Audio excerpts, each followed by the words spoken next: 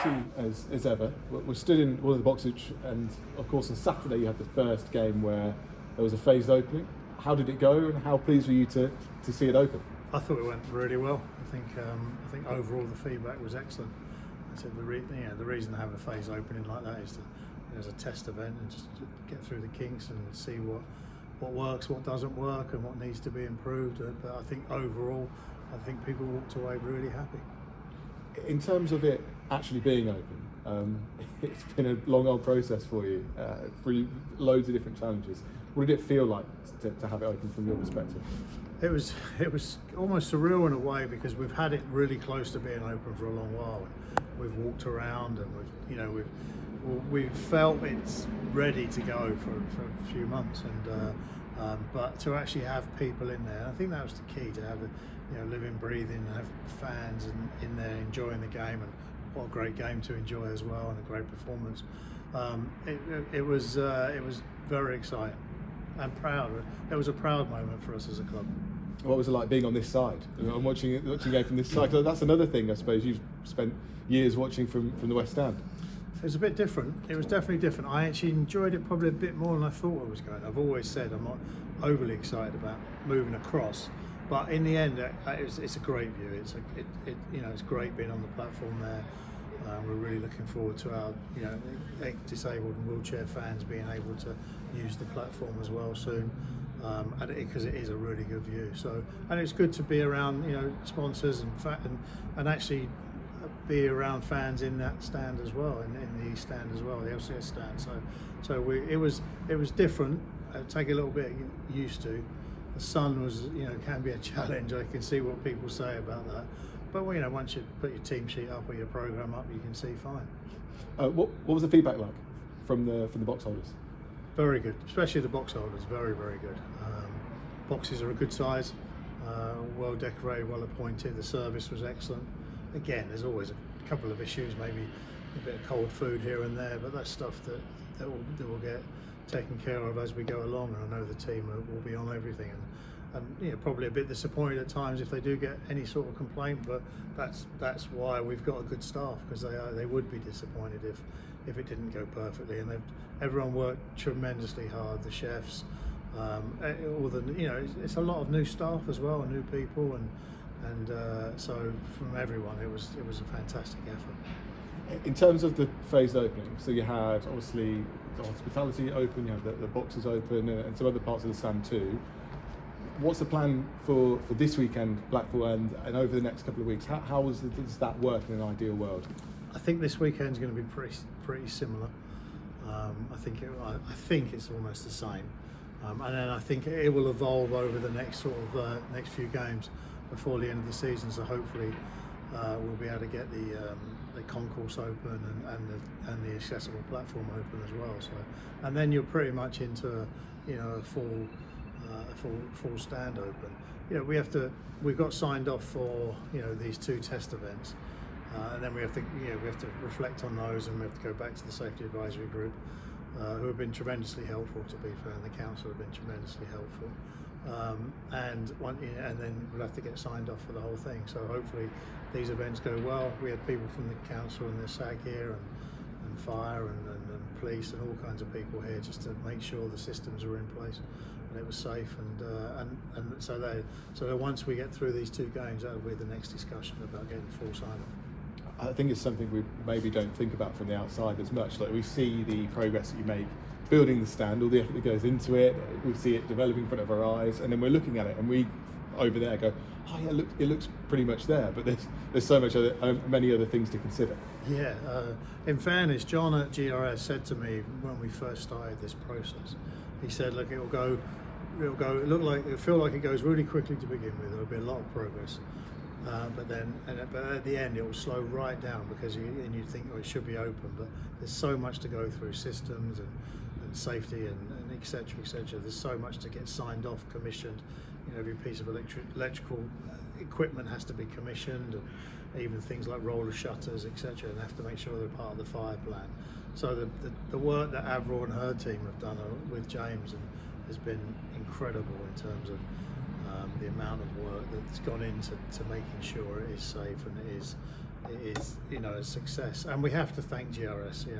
I have to, Martin Hill, the chairman, and John Fisher, the chief exec, and all the GRS staff and subcontractors and contractors have been fantastic in getting it done so quickly. In terms of where we were and where we are now, it's actually been a short period of time, and it's been delivered, before the deadline, which is, it's definitely not usual in construction projects. So I think all credit has to go to GRS, and the good thing about GRS is that they're now what we consider a preferred partner. So that it's not just they came in and built the stand and off they go. They've bought a box. They sponsor the pitch behind the north stand. So they are a partner of the football club. So thanks definitely go to Martin. Martin Hill was here on Saturday for the game in their box, and he's a local fella, and I think it was a lot of credit goes to him and John and all the GRS staff. You mentioned a bit earlier, not a bad game to have the East End Open for the first time for. It was a great game. I thought it was. I thought we really did well. I think it's a game. First half, you wouldn't have been disappointed if we had come in 2-0 up, maybe even more.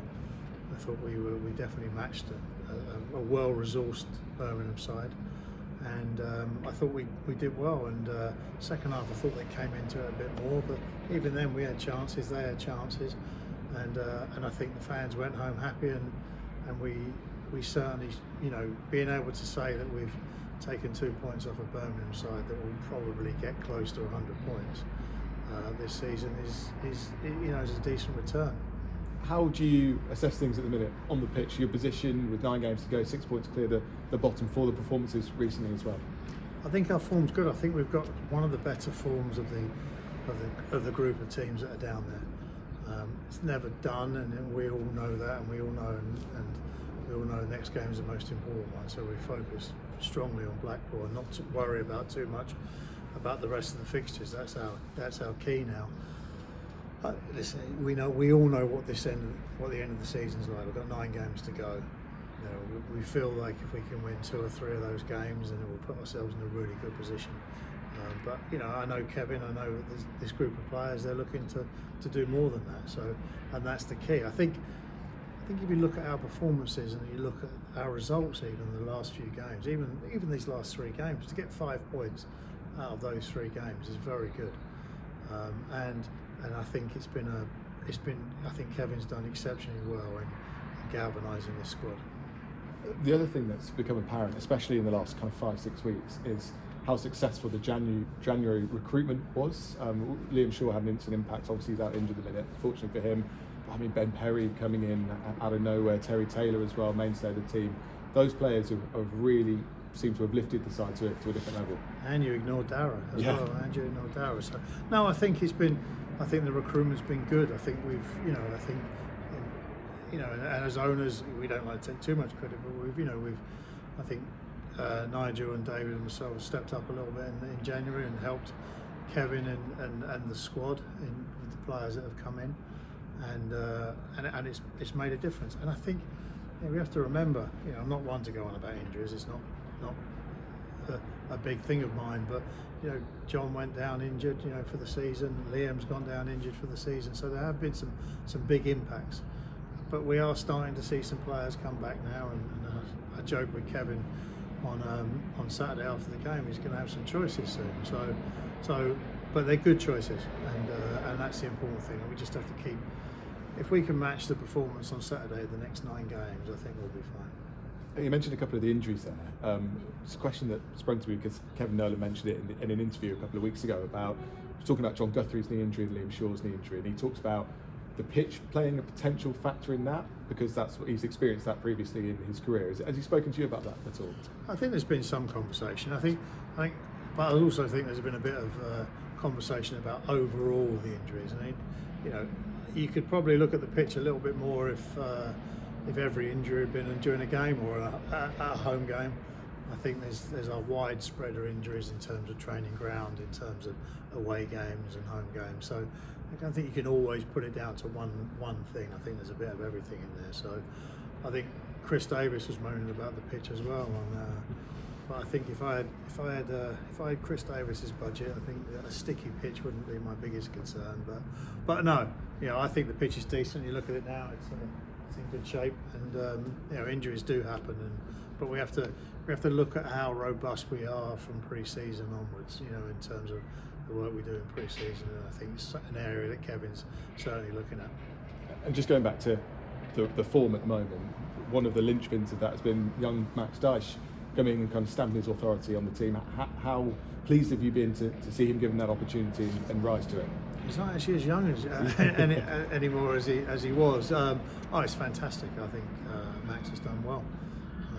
I think his period on loan was good for him. Gave him a lot of confidence.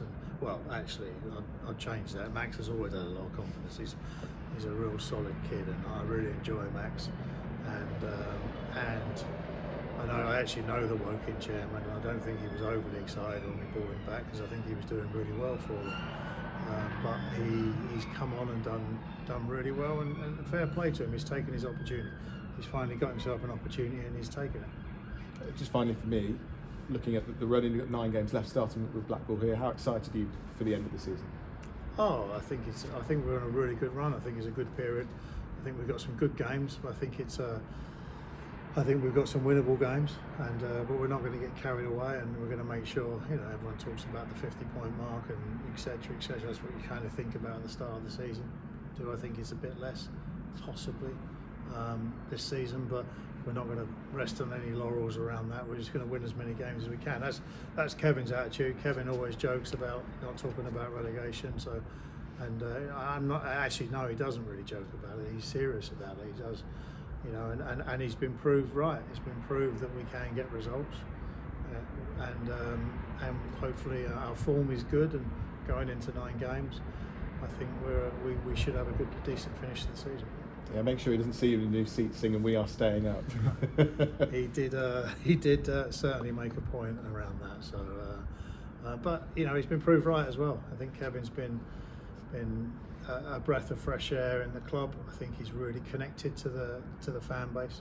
The players really enjoy playing for him, and they really have taken to him and respect him, and Colin coming back in, and the existing staff I think have really captured the